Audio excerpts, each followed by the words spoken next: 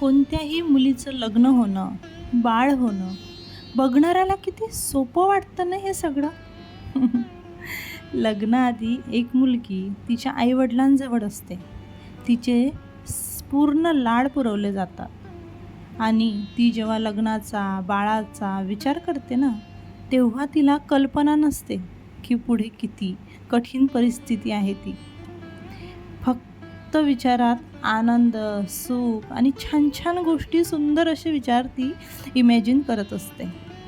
लग्न झाल्यावर पूर्ण आयुष्य बदलते हे तिला माहीतच नसतं. पण निसर्गाची एक सुंदर रचना मला खूप आवडते. स्त्री ज्या ज्या परिस्थितीतून जाते त्या त्या परिस्थितीत तिला वाकणं, मोडणं, म्हणजेच प्रत्येक गोष्टीला हँडल कसं करायचं, ह्या सगळ्या गोष्टी तिला निसर्गाकडून भेट म्हणून भेटल्या आहेत. आणि बाळ झाल्यावर जर बोलायचं म्हटलं तर वेगळीच कहाणी आहे.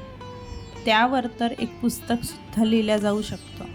स्त्रीच्या आयुष्यातला सगळ्यात कठीण भाग, कठीण आयुष्य म्हटलं तरी चालेल, ते म्हणजे आई झाल्यानंतरचं आयुष्य.